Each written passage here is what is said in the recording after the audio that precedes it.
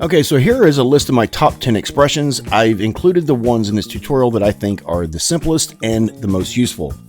Number 1, the wiggle expression.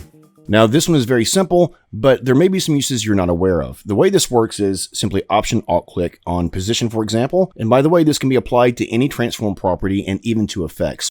Wiggle, open parenthesis, and then we're going to put two values. The first one is the frequency, or how many times per second, comma. And then the second value is the amplitude, or the maximum number of pixels it's allowed to move. So in this case, we're saying that this shape layer can move twice per second at a maximum amplitude of 10 pixels. And we watch it play back, and it's just a slight little movement there. But now I'm going to increase this a little bit, 520, and you can see how it moves a lot quicker. So now it's able to move 5 times per second, a maximum number of pixels, 20.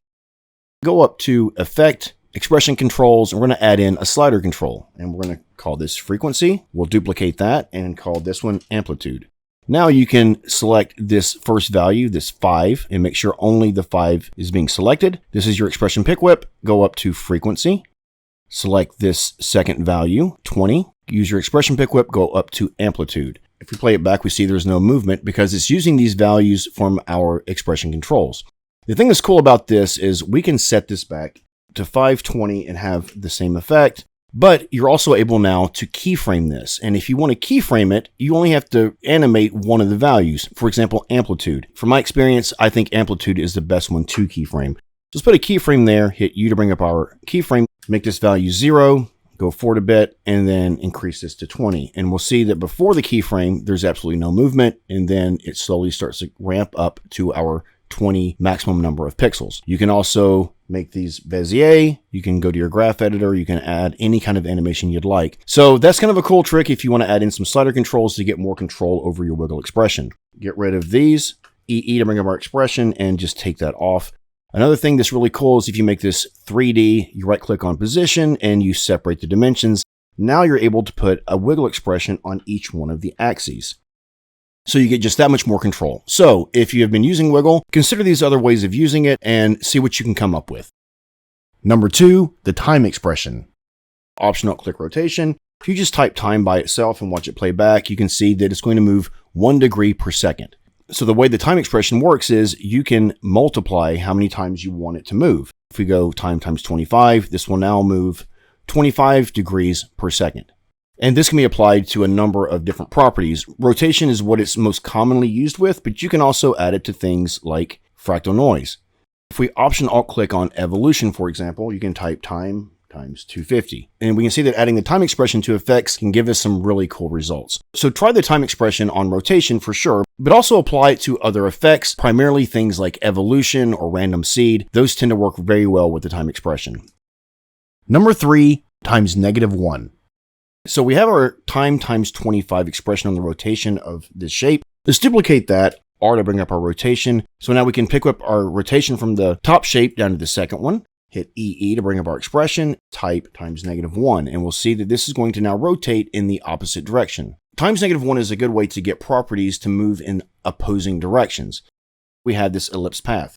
Let's duplicate that, and then I'm going to take the position of this first ellipse, pick whip it down to the position of the second one, and then I'm just going to do a simple animation. We'll say -500 on the X value. We'll go forward a bit, and we'll say 500, and then go forward a little bit more, and we'll say -500. And as you can see, these two values are tracking along with each other. Well, now if I open up this expression, and at the end, I type times -1, then we'll now be going in opposite directions. Number 4, plus value. We're going to type in time times 25. We know that we get the rotation of 25 degrees per second. Well, now if we go in here and we add in at the end of it, plus value, we have more control. Out of the gate, we can already choose where we want this rotation to begin. But more importantly, we can now keyframe this. 1 second mark, put a keyframe, and then change this to 0, go forward a bit, make this 90, and then if we watch it play back, we can see it does our rotation of 25, and then it kind of does this jump when it gets to these keyframes where it rotates that 90 degrees. You can also go in the opposite direction. So let's copy this keyframe and paste, and then go forward a bit. We'll copy this keyframe and paste. And then if we watch it play back, we can just see we get more creative ways of using this expression. We can go forward and backwards. As long as we have the time times expression, it's always going to rotate in a positive way 25 degrees per second, but adding these keyframes in gives us more control over exactly how it's going to animate. And of course, you can go in here and type in time times -25, and it will move in the opposite direction. So instead of moving 25 degrees in a positive direction, so I'm going to move 25 degrees in a negative direction until it gets to those keyframes. Number 5, loop out. One of my favorite expressions is loop out. This can be used for any number of things. One of the most common ways is to add it to an opacity. 100%, go forward a bit, make this value 0, go forward a little bit further, and make this 100% again. So if you're going to use it in this way, you want your first and last values to be identical. So we're going to loop that and watch it play back. We can see that we get this flashing. Option, Alt-click onto our opacity, and we can type in loop out. Without anything else, it's going to do a loop out cycle, which is the most common loop out that you're probably familiar with. But there are other variations of loop out that we will cover. Select all of these keyframes, right-click, and choose toggle hold. Now it will be more of a hard blink. The value will change as it gets to those keyframes. And with the loop out expression, it will blink indefinitely. Another very useful way to use the loop out expression is to make characters' eyes blink. If we open up our shape layer here, we can see we have two groups. These are just some ellipses. Now let's hit S for scale and make sure this is unconstrained. Put a keyframe, go forward a couple of frames, make this Y value 0, go forward another few frames and make this 100 again. And this will provide us with our blink. Now to get this to repeat, let's go to maybe about the 2-second mark and we're going to add in one more keyframe. So notice the value is 100, 100. It's the same value as our first keyframe. So that's really important. Option, click onto scale, type loop out. And again, with nothing in here, it assumes it's a loop out cycle. We can watch that play back. We can see that we're going to have our character's eyes blink indefinitely. So about every second and a half, we're going to get this blink. So when it gets to this keyframe, it's repeating the blink again. Okay, and then this is something that's a little bit more complex. Move this ball over here, and then we're going to go forward. Just do a couple of keyframes that give it some kind of animation. Okay, so now we're going to Option Alt click onto position. We're going to type loop out, but this time we're going to put within quotes ping pong. And now if we watch that play back, we can see that it's going to go forward and then come back just like that. At the end of this expression, right after ping pong, add in comma and start typing NUM. You'll get this num keys. And then type equals 1. This will go back one keyframe. So that way, this ping pong will only affect these two keyframes. Let's put this back to 0. We can take out that and type in offset. The animation will animate over to the right and then up and then keep going from there. So it's going to use these values and keep moving indefinitely. You have a lot of control using the loop out expression. Again, if you're just using the parentheses, the default loop out type is cycle, but you also have ping pong and offset. And I highly encourage you to experiment with these different types of loop out to automate your animation and to get a lot of different kinds of looks. Number 6, Math.round. This is one very common use of this expression. I'm going to just type a 0 here. Now, moving forward with the rest of these animations, I'm going to use something that is new to After Effects 2023, and it's this lock anchor point. So if we double click that, it's going to put our anchor point right in the middle. And this technically is an expression. If you press EE, you can see that there is definitely an expression for this. But now this is built in directly into After Effects. So I highly recommend whenever you're doing a text layer, go ahead and add that lock anchor point if you want your text to be centered. It's something that's a huge time saver. So with that selected, let's go to Effect, Expression Controls, Slider Control.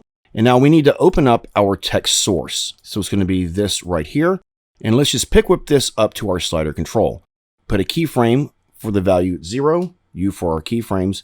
Go for maybe 3 seconds, and let's just change this value to 25. So this is basically a counter.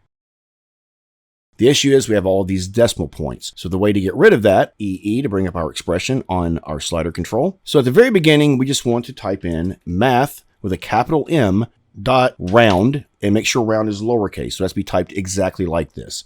Open that parenthesis, and then we need to take this one out and move it to the end. So make sure that your expression is written exactly like this. So this creates a counter that may be used in any number of animations, and it removes all of those decimal points. Number 7, symbol. Okay, so this next expression is basically adding in a symbol to something like a counter. So this is the same animation we had in the previous example. Now at the beginning, I'm just going to select this expression, and within quotes, so quotation mark, I'm going to put a hashtag, and then in that quotes, and then type plus. So we're saying that we want this symbol plus this expression here. And as you can see, the text is kind of bouncing around because it's trying to stay centered. Go to your paragraph setting, left justify it. The hashtag will stay in the same exact place as your counter number goes up. And you can put any symbol in this. So let's select this layer again, and then let's replace this with a $sign, for example. So you may have a need for something like this in an infographic showing income increasing.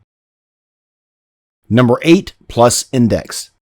I used this in a recent tutorial for creating the Wednesday animation, and I just want to cover that real quick because I really love this expression. And again, I'm going to use that lock anchor point expression that comes with After Effects under our animation presets behaviors. You're going to take some text and you want to pre-comp it. Command-Shift-C to pre-compose, and we'll just call this text. Okay, so now let's make this 3D.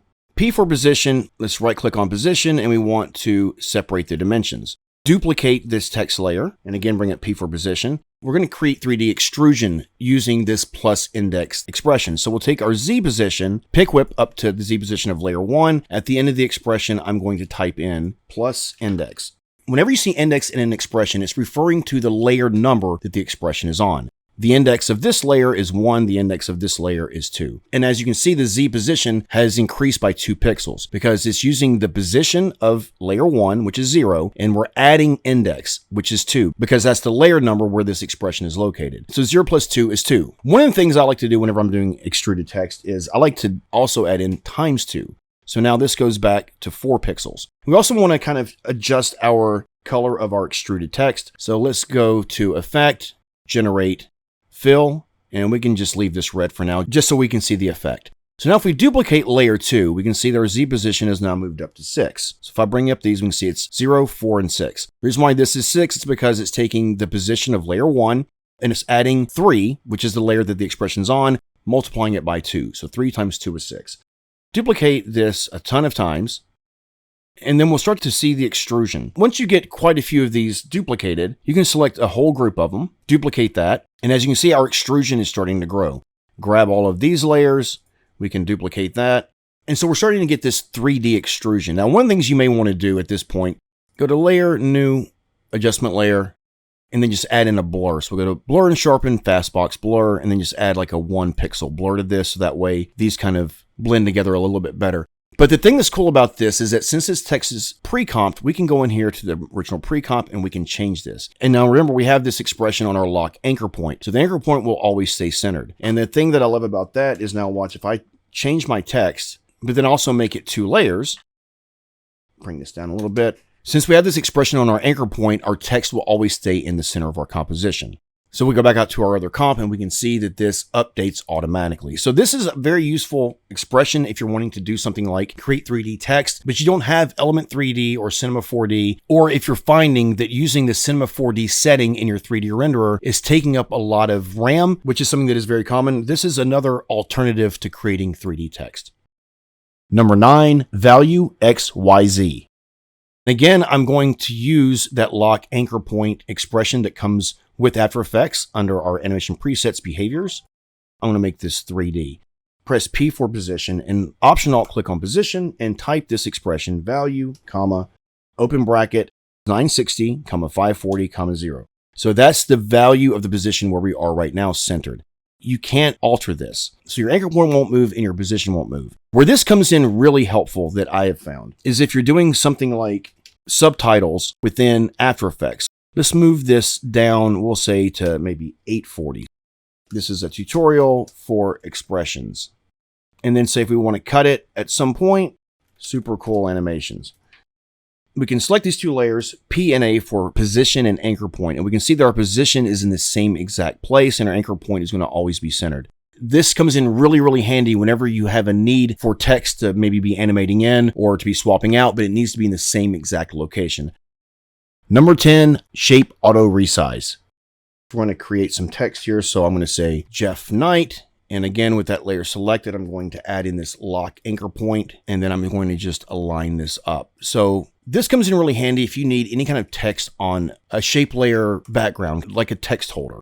Right click in the series to the left of our timeline, and go new shape layer. I'm going to pull this underneath. I'm going to open that up, and we're going to add in a rectangle and a fill. And I'm just going to change the color of this fill real quick, so that way this will pop a little bit better. We're going to add an expression to the rectangle path size settings. So Option Alt click, S equals, and then using our pick whip, we want to choose this text layer. Semicolon, return, and then W equals S dot, we're looking for sourceRectAtTime. So we're going to just click that right there. Dot width, semicolon, and then H equals S dot source, and then use this rect@time. Select that. Dot height, semicolon, open left bracket, W comma H. So now this is going to wrap our box around our text, which is super cool. Because now watch, I can change this to say 7-minute AE. And it keeps the box wrapped around our text. Now, one of the things I recommend is if you go in here to the rectangle path, go to your add button and just add in an offset paths to kind of give it a little bit of a buffer. So you can increase this, maybe say 25 if you want more room around it, or if you want it tighter, maybe something like 5.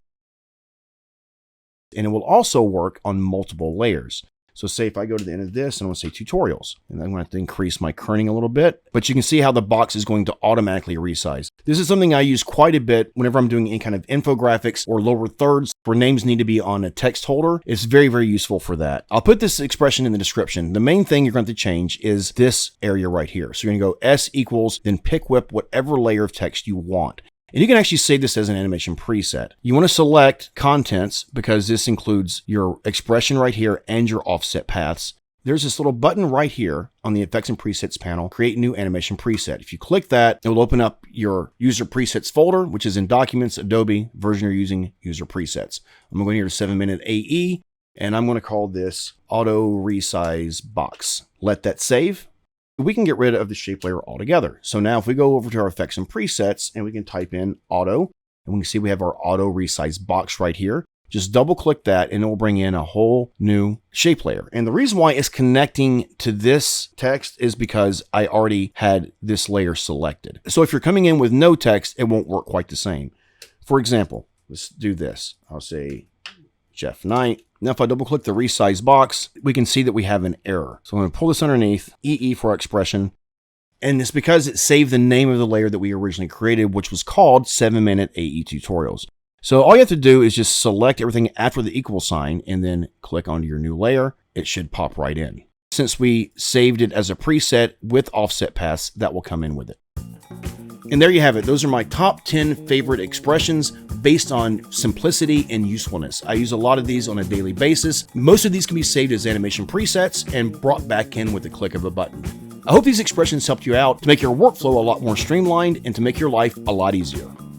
I'd like to thank the good folks over at AE Juice for sponsoring this video. If you haven't checked them out at aejuice.com, I highly recommend you do just that right now. Get tons of free plugins from AE Juice that will save time while adding polish and professionalism to your projects. Get the AE Juice Starter Pack, which contains over 100 assets for your projects, including liquid and shape elements, liquid transitions, slides for your slideshows, text presets, flat icons, 2D and 3D assets, and so much more. AE Juice also offers professionally produced sound effects absolutely free. Other free plugins include a HUD package that is super cool. These elements would literally take hours to create, but with AE Juice, you get them absolutely free and they can be dropped into your project with the click of a button. Some of my personal favorite free plugins include Copy Ease, which allows you to copy the speed graph of your keyframes and paste them so you get identical keyframe speeds. I also use Shifter on a regular basis. Instead of going through the multiple steps of offsetting layers, this plugin allows you to do it with the click of a button, which saves a tremendous amount of time. In addition to these impressive free plugins, you can also purchase advanced products at more than reasonable prices. Take advantage of AE Juice's bundles. My personal recommendation is that you get the I Want It All bundle, which includes everything I just showed you. I've been approached by several sponsors and I will not promote their products unless I support them, use them, and highly recommend them. AE Juice is an amazing product and company, and in my opinion, it's a necessity for any serious motion graphic designer. aejuice.com. I hope this tutorial helped you out and that you learned something new and useful. Make sure to come back next time for another tutorial that will expand your knowledge of After Effects while also teaching you some really cool tips, tricks, and shortcuts. Please comment, like, share, and subscribe, and click the bell so you're notified every time I upload a new video. Support our channel by getting your 7-minute AE merch today at our online store. And sign up for my Udemy course, The Power of Shape Layers, is guaranteed to make you a Shape Layer Rockstar. The link to that course, to our 7-minute AE store, and the project files for this episode are all in the description below. As always, thank you so much for watching, and I'll see you next time.